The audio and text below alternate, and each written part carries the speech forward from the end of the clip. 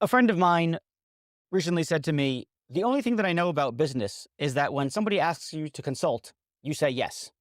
And this explains how I first got into quantum computing and ethics.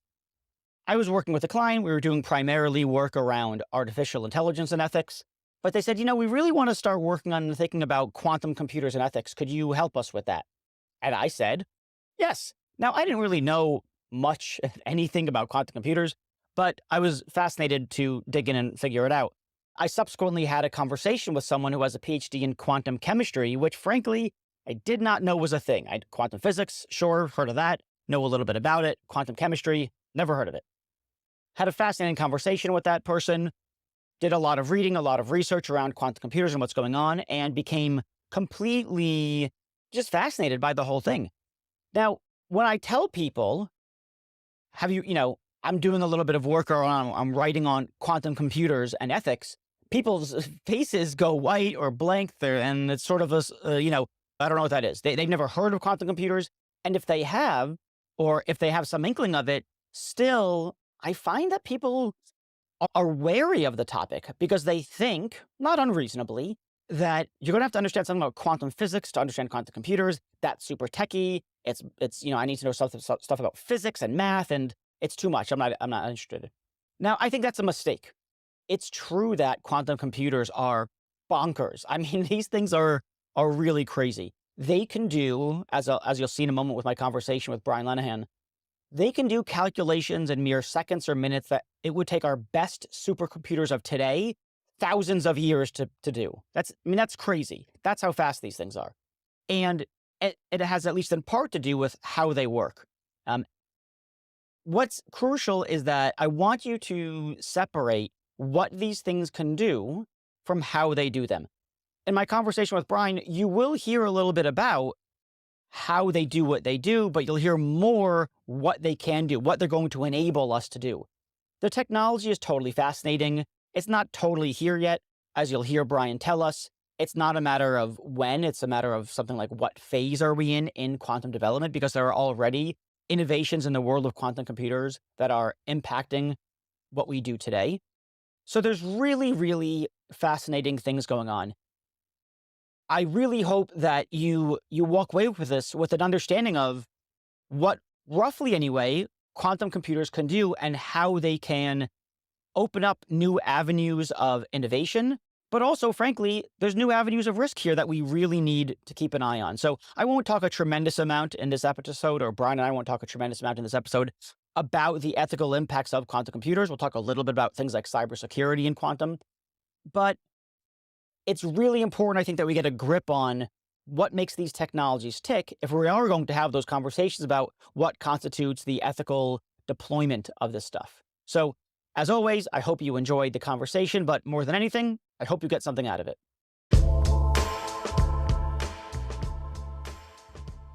For all those people who have no idea what a quantum computer is or where this talk about quantum computers even came from, can you just give us a crash course? Whenever I talk about quantum computers, it's just simply another tool. How can you address the hardest problems that you have in your organization and use another tool that, let's say, for example, a classical computer would take 10,000 years to solve?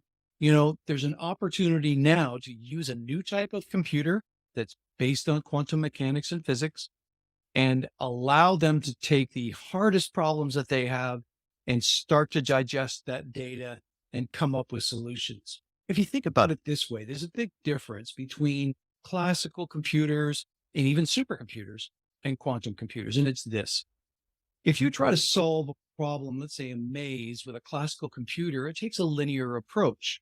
It starts to go, let's say, a mouse through the maze one at a time. It returns back to its origin and then goes down the next path.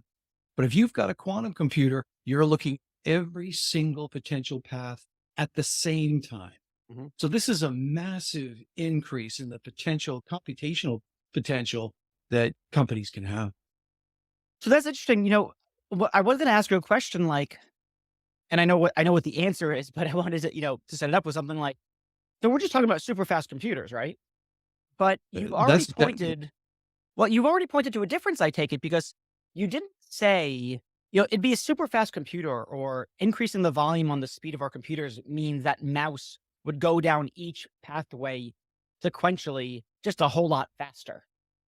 But what That's you're exactly. pointing out is that it's not just that mouse going through each path faster, it's whatever the hell this means, it's slowing down all those paths simultaneously.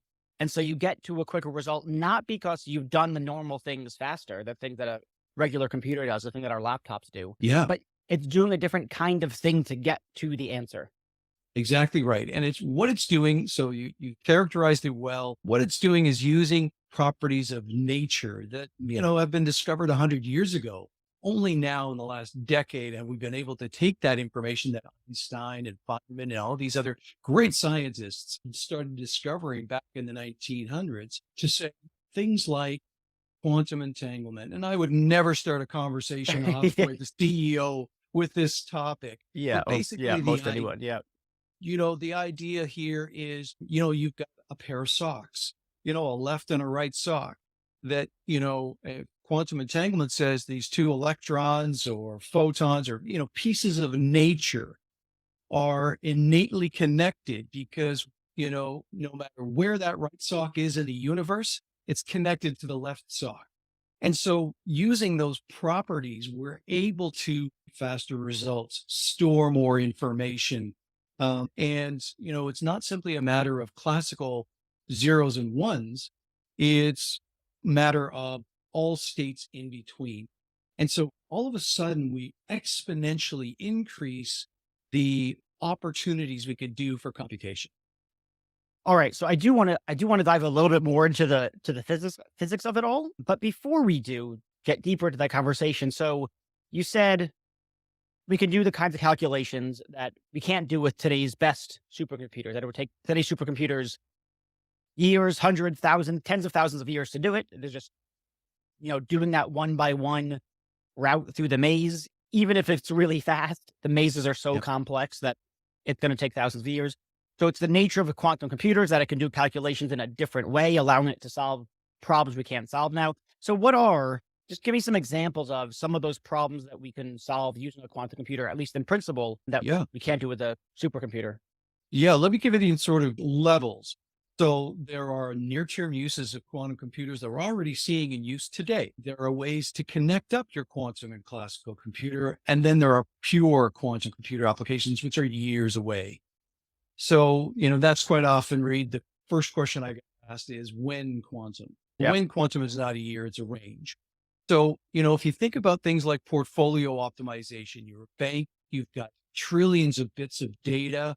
When you try to run an optimization routine that tries to characterize a portfolio as close to reality as you possibly can, you can only make assumptions because you can't actually use today's classical computers or supercomputers to emulate reality. There's just too Mm. many pieces of data. When you start using quantum capabilities, you start approximating much closer that reality. And so, and you're also able to do those calculations in real time as opposed to waiting a day or a week or whatever. So if you're a financial organization and you see that potential, you're going to start pursuing it. And we've already seen, JP Morgan Chase, CaixaBank in Spain, all of these larger entities start to use portfolio optimization via quantum techniques. So that's Okay. one example. Okay. So it's something like this. Look, you want to make certain kinds of predictions about how the future is going to unfold so that you can invest your money properly, invest your money well, Mhm. something along those lines, right? Yep. And in order to make the best predictions, you're going to have some model of what the world looks like. You have to have some concept of what the world looks like in order to predict how it's going to continue to unfold. But the world's phenomenally complex. There's a tremendous amount of variables. There's countless causal relations among all those variables. And you just can't model it very well with today's computers because they don't have the power to do it. But Exactly. quantum computers can countenance all those variables. It can just handle more data, which means that it can get, at least in principle, a better mirror or duplicate of reality. One might say a digital twin of the reality that you're looking to model. Exactly. Or And quantum twin. quantum, yes, okay, great. Quantum digital twin, wonderful. And so if you can model the world, if you can sort of paint a digital picture of the world with finer grain detail, a fine tipped brush as opposed to a broad brush, then in principle, you should be able to make better predictions. And Exactly so that's right. the kind More of thing that we accurate. can do with a computer. That's exactly right. And so, that's just one example. Another example is something called quantum sensing or imaging. And that field is actually even more advanced than quantum computing is today. So imagine if you were an oil and gas company and you wanted to optimize your spend in terms of how do you go out and find where the most likely candidate wells are. And there are much greater accuracy levels in gradiometers, those things that actually look into the earth to sense for oil and gas pockets. And so let's just say it's not oil and gas what you're looking for. Let's say it's treasure. You're an archaeologist and you're looking for, something that's, it's in this general area. But the Mhm. problem is today you've got to dig pits in order to see if you can find the actual ashes of human bones or treasure or whatever. The University of Birmingham has come up with something called the quantum gravity gradiometer that allows you to look more deeply into the earth and more quickly find those important caches without disturbing the earth anywhere near as much. So yeah, I don't understand this. I mean, I've read about it, you know. So the example that I read about had something to do being able to use quantum computers to do this kind of detection that you're talking about, detecting quantum particles at a distance without a causal interaction between those things. And the example that they were using was a submarine. So Mm. the military can use it to sense submarines out there far away in the ocean without, bouncing some radar-ish thing off the submarine that's alerting them to their surveillance. But Imagine one this is question is I barely understand. One, I don't understand the physics behind it. But two, I'm also a little bit murky about the is that is that an application of a quantum computer? I mean, I don't think of my laptop as sensing things. It's processing. And when we talked about quantum computers processing variables, millions, billions, whatever variables, there's no sensing there. So what's the connect between this ability to use quantum computers and quantum sensing of bones, oil, submarines, etc.? Think about it this way. There's two separate tools that you're using, imaging capabilities, imaging hardware that allows you to look out or look down. And I'll describe that in a second. But then the quantum computer, which is doing the analysis part. Hmm. So you're gathering the data through one tool and you're analyzing it through the other. So that's really sort of the marriage of quantum sensing and imaging and computing. So let me talk a little bit Yeah. about why quantum sensing can be more accurate. If you think about the early days of radar back in 1935, when the Brits were actually looking at how they could see planes before they actually arrived shores, and they came up with the most rudimentary capabilities for radar. And essentially what they were doing was bouncing signals off the ionosphere to actually find those planes. But that wasn't the first attempt they tried. So they were continuously improving. And by 1940, they had a full network of radar systems. But basically what it does is it pushes out a whole, series of signals. Well, the challenge is you have interference from heat, from Hmm. movement, from other targets. So you don't really know what the target is. You just know that it's approaching. And so by using quantum sensing and imaging techniques that are connected with nature, you're able to see through many of those barriers that you otherwise would not be able to, whether it's in a submarine, in an airplane, or something else. So so let me make sure I have this right. I mean, the general sensing equipment, to put it really sort of dumbed down metaphorical, sort of shoots a thing at the it's like shooting something at the target. And on that trip on the way over there, it could run into a bunch of things and be interfered with in a variety of ways. Absolutely. And the way that quantum physics works, or the way that particles act at the quantum level, is that somehow you've got two things, A and B, that are entangled, meaning that altering one alters the other, or something along those lines. Yes. And it does it even though there's no thing that's, as it were, shooting between the two of them. And so that's why we get this sort of spooky action at a distance thing. Exactly right. Now, the depth to which you and I are going in this conversation is Yeah. much deeper than most any conversation I have Good. with business leaders and so on. So it's fascinating, particularly for me. One last example of that is cars that have, massive sensing capabilities are on the streets. We already see them, whether it's Tesla or some other model that has lots of sensors. But Mm, one of the challenges, they can't see around a corner. mm-hmm. So, believe it Yeah. or not, quantum imaging techniques are now starting to help with that problem. So, a problem that a traditional computer couldn't handle, we start to see some, benefits coming in other fields. So that's very cool. I mean, obviously, because one of the big issues, as you said, is it can't see around the corner, can't see tons of stuff, but it wouldn't have to see it because if it's quantum powered or quantum Yep. enabled or whatever you want to call it, it would sense things in this quantum way. Okay. So you've got these quantum sensors that are connected to quantum computers. The quantum sensors collect the data, the quantum computers analyze the data, process the data, whatever you want to call it. Correct.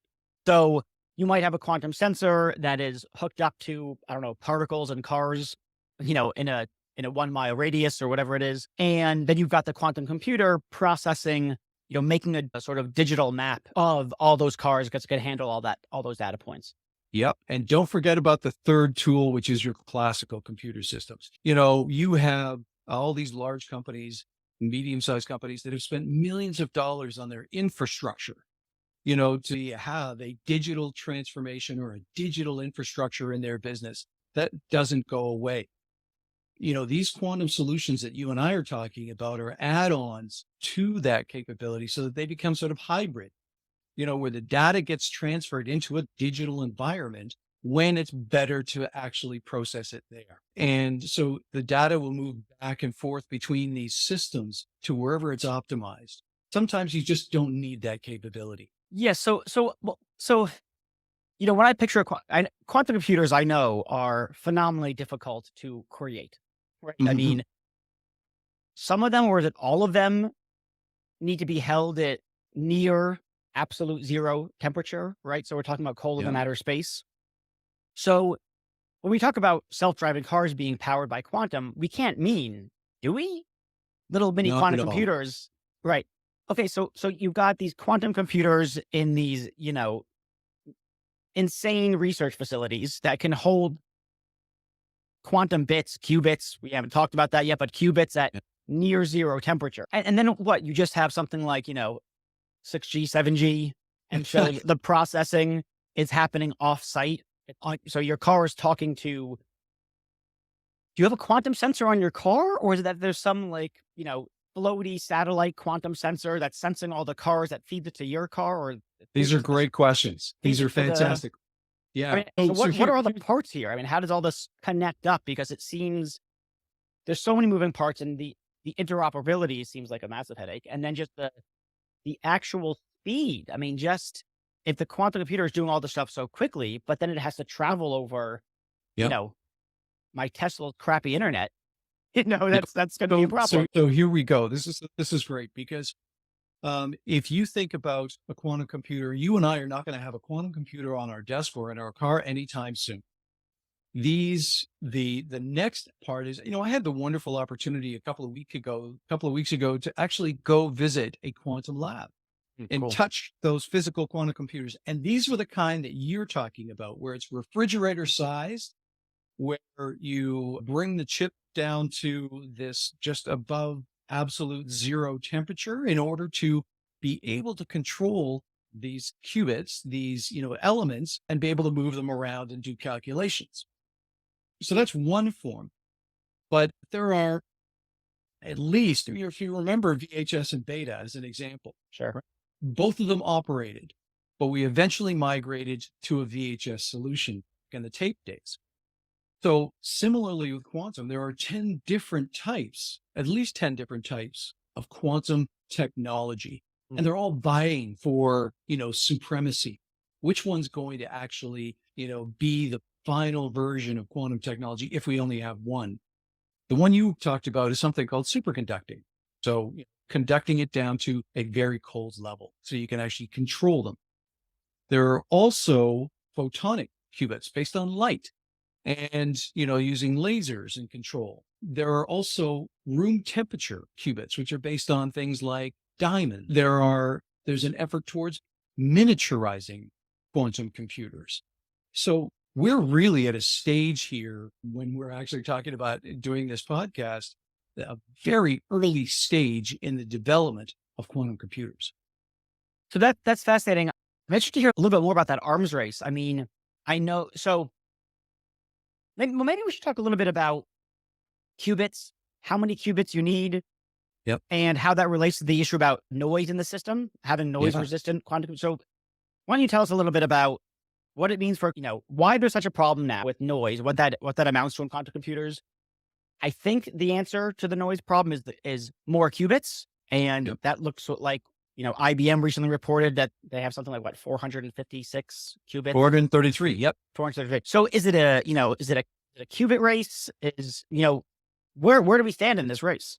Yeah, it really is. It is a qubit race. And here's the reason why, because you're using different elements of nature, whether it's electrons or ions or photons, they react differently. And so you have to control them differently. If you think about the noise aspect you're talking about, noise can come in a number of different ways. We've solved for it in the digital world, but not so much in the quantum world, where it could be thermal noise. So the temperature that an electron is impacted by, or it can be radiation, or it could be movement. There could be a number of different things. So for example, when they're creating these kinds of refrigerator computers, they have to solve for all of those things to make sure that they have the optimal scenario for using it. Right. Now, So we're talking about just literally the physical environment impacting the hardware in such a way that it can't do the calculations well. exactly. We need to get to the point where you can take your laptop anywhere in the world. It can be cold, it can be hot, but it's Right. based on transistors and integrated chips and, operates in all those environments. So we're not there yet with, quantum capabilities. That's not necessarily a bad thing. So what are the types? Well, you can have, and they all have different pros and cons, which is a fascinating place to be. Some scale up much better than others. Some have a much higher cost impact. Mm. Some are not as fast in terms of their processing speeds. And for the people who are listening to your podcast, they don't necessarily have to sift through all of those things, because basically what a quantum computer does today is operate through the cloud. So if you're using a quantum computer, you may not even know you're using it, because the interface, the Amazon brackets or Soft Azure or the platform you're using, may be simply using it in the background to optimize your output.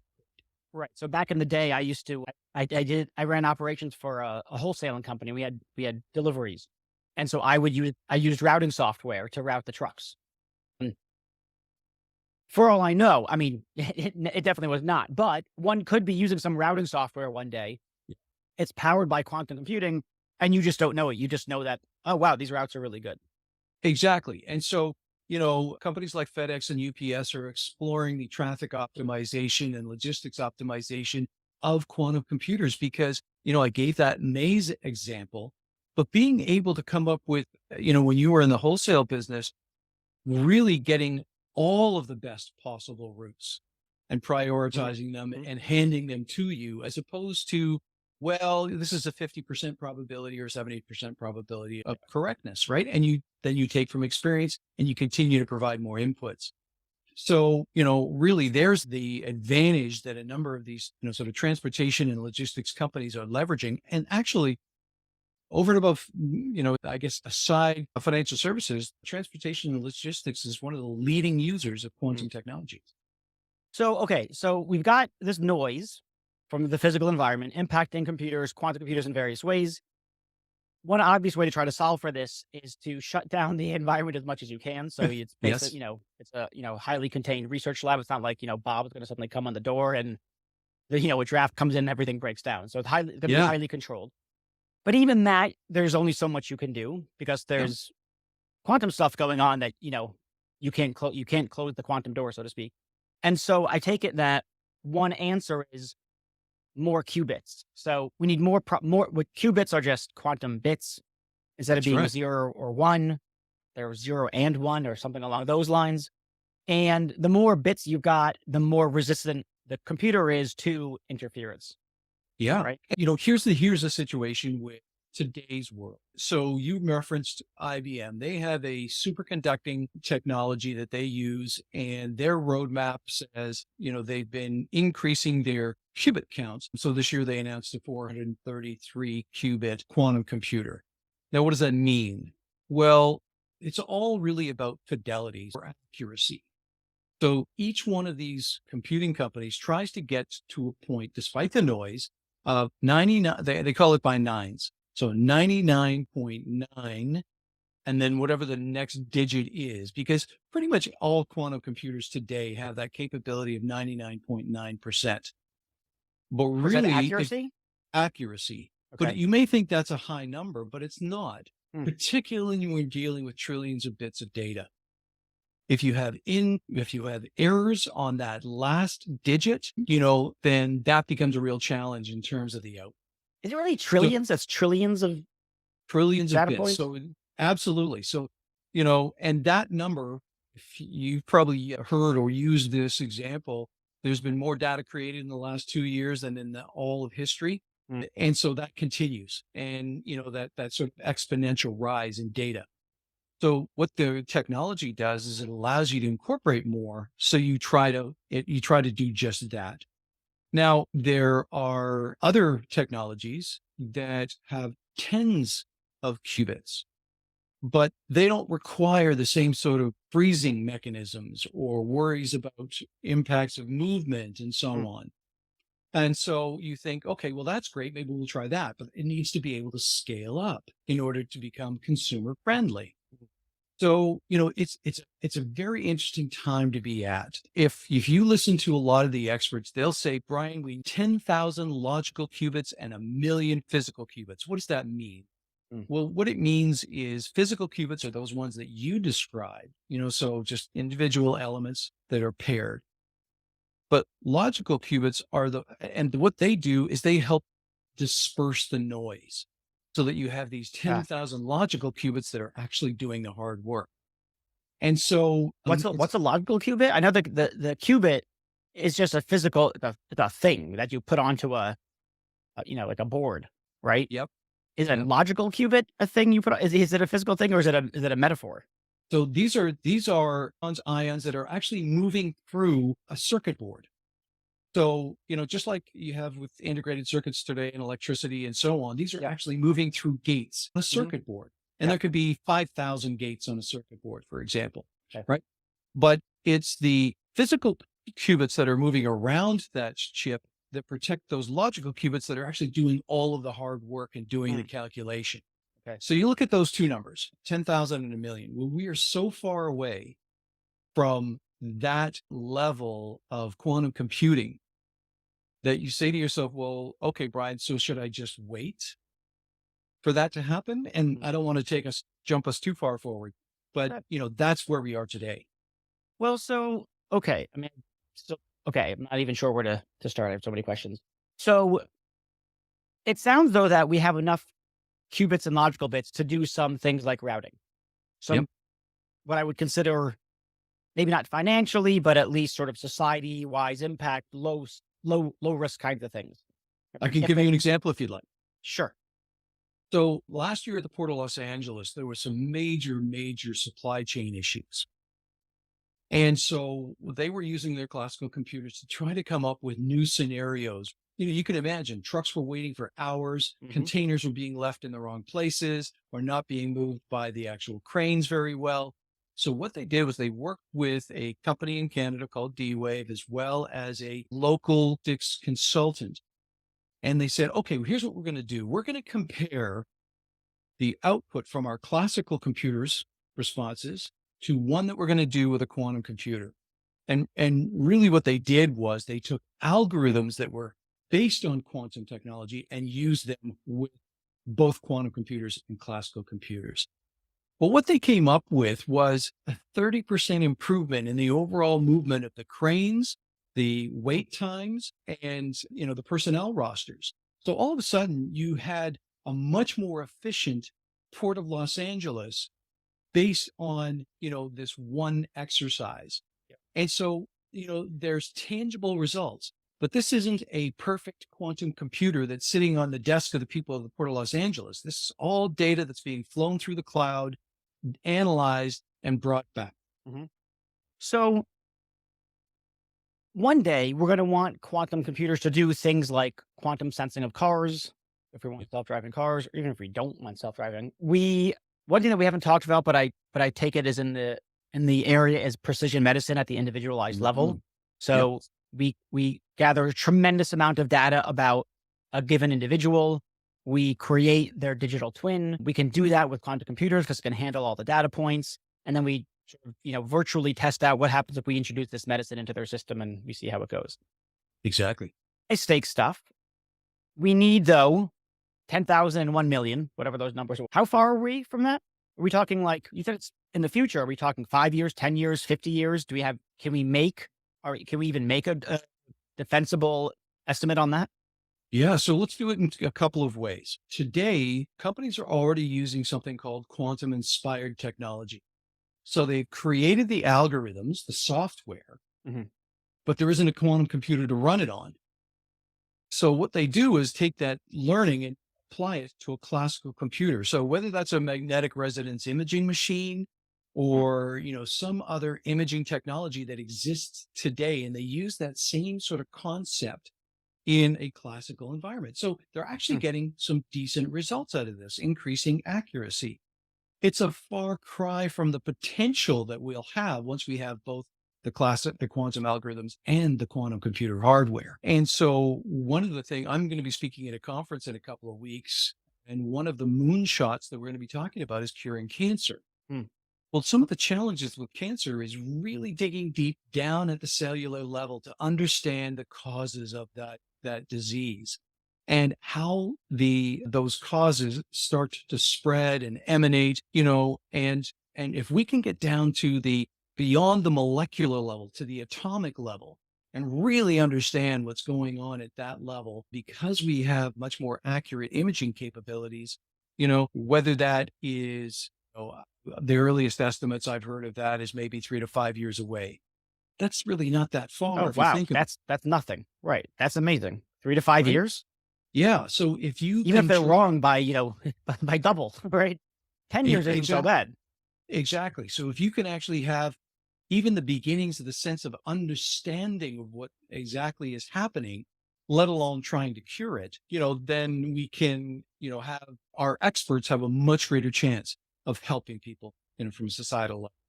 So one thing that we haven't talked about yet that touches on this kind of issue is we're talking about high stakes situations. Hmm. I mean, cancer treatment, it is high stakes, although they're also, going downhill. It might be a last resort, but if it's not a last resort, but there's going to be lots of applications where maybe not quite life is at stake, maybe life is at stake, but it's high stakes and where you rely on the predictions of, where we're asked to rely on the predictions of a quantum computer. We Yeah. already have issues about reliable and trustworthy or whatever you want to call it AI because of the explainability issue. It's a black box. Why is it a black box? Because AI is recognizing these really complex mathematical patterns that we can't grasp. You talk about quantum computers and the kinds of modeling they're doing, the predictions they're making. Talk about a black box. I don't care what kind of technique you have to try to understand what's Yeah. going on inside the black box, the quantum model, or whatever you want to call it. But um, it's going to be a massive oversimplification of what's actually going on. So Yeah. If how do there's, we think about explainability, trust in quantum computers? Is it just a matter of, it gives some output, let's try it out, see if it works. If not, don't trust it. And what's the play here? yeah. So definitely not a blind trust situation. I mean, just like you said, I mean, it's really a black box on top of a black box in a Yeah. sense where, the person who, let's say, is making a decision to invest in both quantum and AI, may not know anything about those two topics. Yeah. And so when you think about trust, really what is happening today is not so much accepting the output of these quantum algorithms or quantum inspired activities. It's a comparison. We're constantly comparing what the output is from a quantum capability perspective to a classical computer. So you're not doing them independently, at least not the best practice. Yeah. And so if you trust your digital capabilities, at least it's the best you have available. You now have Yeah. another selection set. So it's a sort of a benchmark question. What's the benchmark for using quantum in this particular use case? I once sort of did a little mini poll on LinkedIn that was something like, it wasn't quantum, it was AI, but it's the same issue about explainability, which was, suppose you can go to actually use the example of an oncologist. So it was a cancer example. You've got an oncologist who's right 75% of the time, and she can explain her rationale for why she's making the judgment call that she's doing, or that why she thinks you do have cancer or you don't, or why this is the appropriate treatment. Or you could have a black box AI that, on historical data at any rate, is 95% accurate. Which one do you want to go with? Do you want to go with the human who can explain with the 75% success rate, or do you want the 95% success rate of the unexplainable Yeah. AI? And most people, again, completely unscientific poll, it's LinkedIn, but most people, and I think this is where I land as well, I think land with the AI, with the unexplainable black box that has a good performance record. And so, do we trust the quantum computer to sense cars? Well, let's see how it does. If it performs better than our best drivers, that's a good reason to start using it, even if we can't explain it. And we better not be having our first tests on real streets. Right. You know, Yes. I mean, Yeah. we where did we start with? It was at college campuses for, the earliest kinds, auto drive capabilities where, it was limited. And so, we better be doing this. We better have the same kind of controls if we're going to be deploying quantum technologies in this kind of way. But, as I say, best practice is that you take your quantum analysis, compare it to your classical analysis and Yeah. decide what you've got. Here's the challenge though. In a number of years from now, we won't be able to do that because the classical systems won't actually be able to do the calculation. It'll be too difficult. Right. So we will have a situation where hopefully we've learned sufficiently about the capabilities of quantum technology that we can start to trust. Yeah. So many more questions. Okay, so let's do two more things that I want to talk about. Then we'll wrap up. One is that I would feel delinquent if I didn't talk about cybersecurity for a second. Mm-hmm. Right. So the big fear is that the vast majority of encryption on the internet is accomplished by what's called one-way encryption. So you take some encrypted data, you run it through your encryption algorithm, it outputs something, and it just goes one way, such that you're not supposed to be able to reverse engineer it. So you can't take some encrypted data and then run it through some reversing algorithm and come up with the unencrypted data. That would be really bad. So that said, it looks like with quantum computers, we can do that. There's this thing I know called Shor's algorithm, right? That we Yeah. can run Shor's algorithm on encrypted data. And so reverse engineer the encryption and thus have the original data. That's the vast amount of encryption on the internet today. Yeah. It's also the encryption used by states, right? Nation states. And one of my sort of favorite things to talk about or mention in this context is steal now, decrypt later. So it's Yeah. it's not just a problem that is on our doorstep when we have quantum computers that are up and running Shor's algorithm. It's now because, let's say, China can steal state secrets now that are encrypted, and 5-10 years from now, decrypt it. And the locations of our military bases may not have changed. And so they're going to have all this secret. So how worried should we be about this issue? Did I not accurately capture something about the problem? Where are we in solving the problem? Yeah, you did a great job. I mean, today's RSA 2048 is the sort of the state of the art encryption. That's the It's one-way based, encryption. yeah, the one-way encryption. So basically it's based on factoring very large numbers, which is a very big challenge for today's classical computers. In fact, it can't be done. It hasn't been broken. But what Shor's algorithm proved was that if you have a fault-tolerant quantum computer, a computer that's basically almost perfect, you can actually decrypt that encryption. So here we are. We know that there's an algorithm that actually probably could break this technology, but it's waiting for the hardware to catch up. So the question is, when will that happen? And so, we talked about the 10,000 logical qubits and million physical qubits. So it's a number of years away. What's happening today, however, is preparation. So you take the United States government, for example, it's told every single one of its departments, they have to inventory all their sensitive data by May 2023. So they have to be able to clearly articulate where their sensitive data is. Now, on a second level, they're going through a whole standardization process to understand how something called post-quantum cryptography. So if you have a quantum computer and I have a quantum computer, how am I protecting myself? And so they're going through that standardization process. There are two key technologies that are out there, hopefully, that are going to protect our systems. But remember, just like digital transformation, it takes time to get your systems to a point where you've got that investment and protection in place. The two types are called post quantum cryptography, which is a way to use the software for the data that's sitting there, and then something called quantum key distribution for when the data is in movement.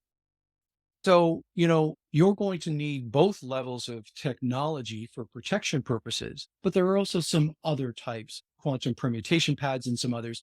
So basically, whenever I talk to somebody, a large company, a medium-sized company, and say, they ask me when, I say, you need to start preparing right now. You need to understand the layers of protection that you're going to need for your most critical data points, applications, etc. So, in my world, lots of people are making those predictions about when that is going to happen.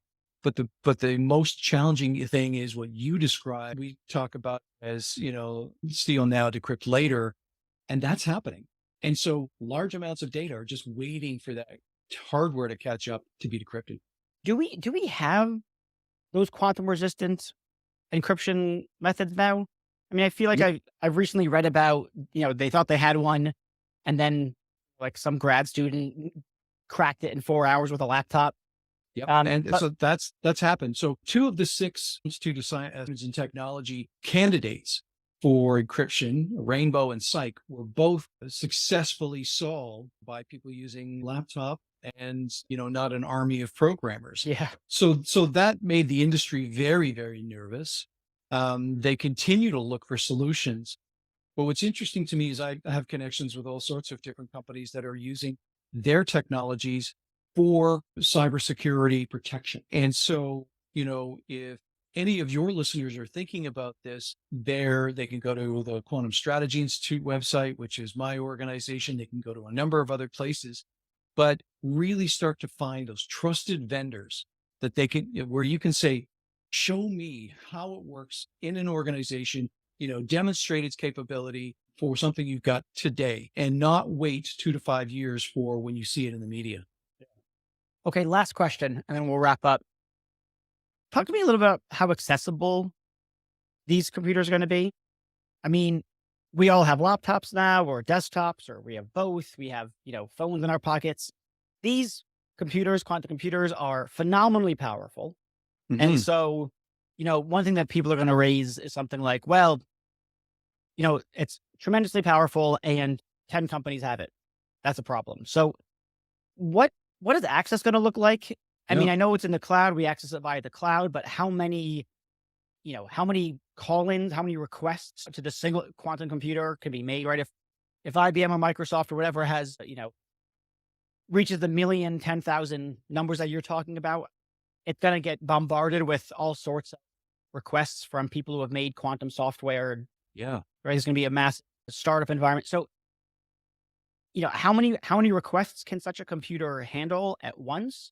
Is it going to be something like, going to be pay for play? So the big companies are going to have access to the quantum So computers, whereas startups and small, medium sized businesses forget about it. yeah, yeah. So, a lot to cover in there. So if you think about who is using it, these are developers, right? So this isn't, the C-suite or somebody. This is somebody Sure. who is Yeah. actually coding on their desktop or laptop. And so they will request through a license access to the quantum computer. And that access, they'll run a project, and that takes a fraction of a second Mm. to run that project. And you get a response back very, very quickly, right? So there are 500,000 users of one type of technology called Ticket. There's 500,000 users of something called QuizKit, and these are software programs that allow you to access the quantum computers. Mhm. So there's a million people right there who are already accessing these quantum computers today for their very basic pilots, proof of concepts, that kind of thing. Another scenario is a company like Cleveland Clinic, where they Mm. actually installed a quantum computer on their premises. Wow. So they believe they have sufficient hard problems in the healthcare space that they need dedicated access. That will be very unusual. Yeah. Yeah. I So, mean, you have to have a and tremendous amount of money to pull that off. exactly. And so the third thing is anybody who has a Samsung new generation phone already has quantum technology. So Hmm. inside the latest Samsung phone, there's a quantum random number generator chip. And what does that do? What it does is provides additional layer of security. So for Interesting. example, if someone is out there trying to hack your phone, they're going to run into this random number generator chip, which creates a security field for your phone. Hmm. So interesting. So, I mean, I guess it sounds like these things are so blazing fast that even if it gets millions, tens of millions, et cetera, of requests, each one is going to be processed in a fraction of a second. And it sounds like there won't be a bandwidth problem. No, and what we're seeing is the escalation of breakthroughs and improvements in each one of these types of quantum computers that capacity is not an issue. It's really about awareness. You and I talked about this before. How many people really understand what quantum or quantum Yeah. computing is? And also proving out its fidelity or its capability and Yeah. accuracy. So we've got a long way to go, but for any of your listeners, now is the best time to actually start investigating. Okay. Last question. There's already a rush for machine learning data scientists, right? There's a scramble to find them, competition for that talent. Has that begun with quantum data scientists or quantum engineers, whatever one calls them? Is that scramble already begun, or is it going to be something we're going to see in 3 to 5 years from now? Is going to be massive competition for that talent? No, absolutely. The number one topic that's been raised at conferences in 2022. Mm, How do they find people and not just PhDs? Yes, they're important, but we need to have people who understand science and people who are salespeople, people who are, yeah. involved in the operations environment. We need those people and they are scarce. One of the pieces of optimism we have, though, is that we have significantly ramped up on the education and training front. Mm, So lots more courses on quantum science, quantum information science, master's programs. So we're very optimistic that those things in place will help people who are in STEM already, for example, to move into the field. awesome. All right, Brian. That's all the questions I have for now. You've been wonderful. This is super fascinating stuff. So thanks so much for coming on. You're very welcome. All right. Bye bye. Bye.